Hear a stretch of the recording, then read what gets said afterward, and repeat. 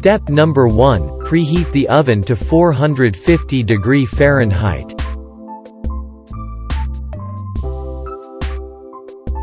Then, take a bowl and add these 1 egg white, 2 teaspoons chili powder, 1/4 of a teaspoon onion powder, 1/4 of a teaspoon garlic powder, half a teaspoon salt, and 16 ounces thinly pared potatoes.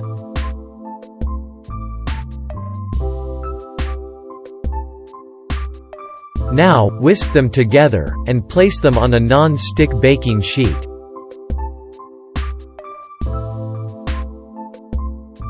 And at last, bake until it is crisp and brown in color.